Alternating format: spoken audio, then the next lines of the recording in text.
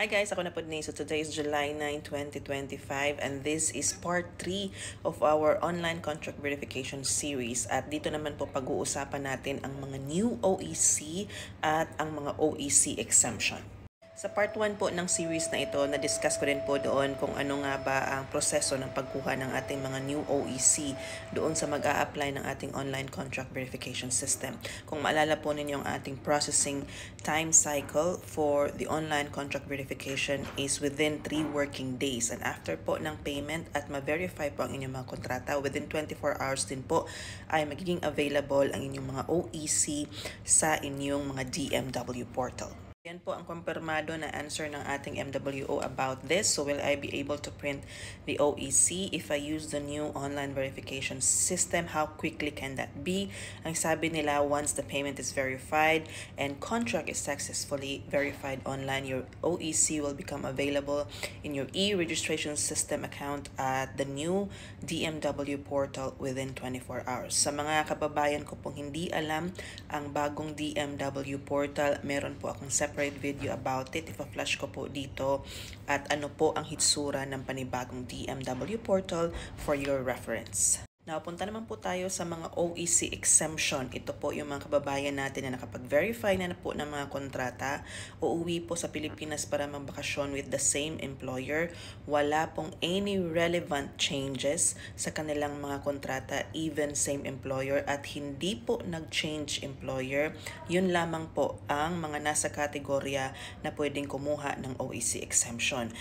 In line with the new online contract verification system and the new DMW portal, ito po ang kasagutan nila about the OEC exemption. So ang sabi dito ay mabalik manggagawa. With previously verified documents and OEC, do I need to use the new system in order to secure an OEC exemption? Ang sabi, the existing e-registration system is still available and you may secure an exemption from it. Resubmitting your documents in the new system is not necessary unless there are changes in your company name and or employment title. Ano nga ba po ang ibig sabihin ng existing e-registration system? Kung maalala po ninyo, meron po tayong POPSBAM account, yung POEA online services, no, na website. So chinek ko po yan myself at ito po yung nakita ko. It's still printable, guys. Ang ating mga OEC exemption ay pwede pa rin ma-print doon at pwede din po nating makita ang ating mga OEC sa panibagong DMW portal. So I've checked that also myself and you can see this one, the exit clearance.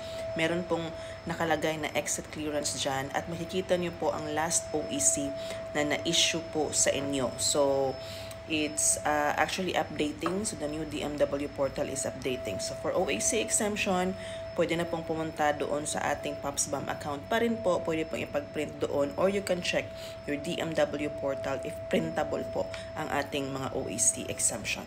Now, I've also mentioned na nag-email po ako sa DMW about or sa MWO Dubai about sa konting concern about the OEC. And these are the concerns, guys. Ipapakita ko po sa inyo. Yan. So, ito po yung email ko sa MWO Dubai noong nilabas mismo ang ating anunsyo for the online contract verification. Dalawa po yan, for OEC exemption and for the new OEC. Una, sa OEC exemption, it states in the FAQ that the existing e-registration system is still available and you may secure an exemption from it. Ang question ko po, are you pertaining to the POPSBAM account or to the new DMW portal? Pangalawa naman po is for the new OEC. Ang sabi po sa kanilang FAQ that once payment for verification fee is done and contract is successfully verified, OEC will be available within 24 hours in the new DMW portal. My question is, if my flight is 3 months from now, does it mean I cannot apply my online verification as early as now since OEC validity is only 60 days valid?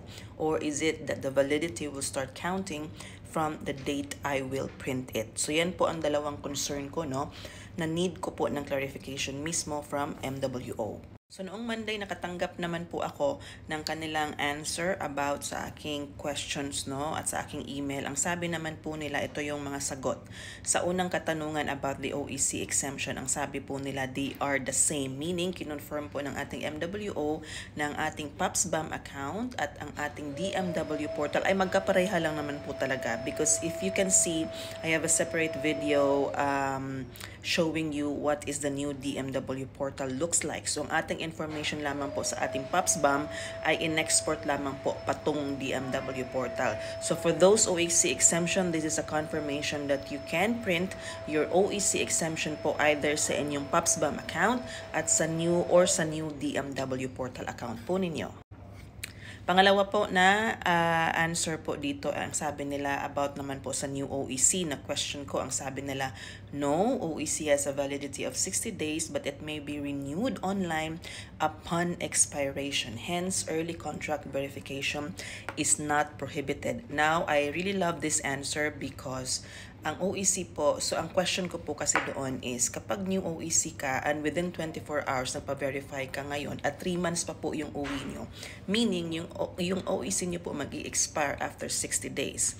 So that was my question, paano po natin iyon kukunin uli? So ang sabi nila, it's just easy, you can just renew it online through the DMW portal po, no? Pwede nyo pong mag-print uli. Now, how can you print it? You can only print and renew your OEC. Ito po yung standard procedure for OEC kapag po nag-expire na. May nakalagay pong validity sa ating mga OEC. You can only renew it after expiration. Yun po ang standard procedure for OEC ever since, no? So, hindi po natin pwedeng sabihin na magre-renew ka uli kung gusto mo lang. You have to wait after the expiration. So ito po yung magandang balita, i-renew na lamang po natin yan online at wala na po tayong gagawin pa. So napakagandang balita at napakabilis lamang po talaga. Yan po guys, no, I hope na tackle po natin ang new OEC at OEC exemption kung paano po ito kunin with this ongoing pilot implementation of online contract verification. If you didn't happen to see my previous videos, I have part 1 and part 2 and some other bits and pieces videos about the information of the online contract verification. I have a playlist sa aking profile regarding online contract verification. You can just click that and makikita nyo na po lahat ng videos about the online contract verification. Ang ating pong last part sa series na ito, ang ating part 4, ay ang iba't iba pa pong mga question at mga frequently asked question about the online contract verification. May mga tanong pa po tayo kung ano pa ba ang mga kailangan nating malaman about this online contract verification. Itatakol po natin yan sa susunod na part. So yun lamang po. I hope this video helps. You can share this video sa mga kakilala po ninyo para po malaman nila ang tungkol sa OEC and of course sa ating bagong online contract verification system. Yun lamang. God bless everybody.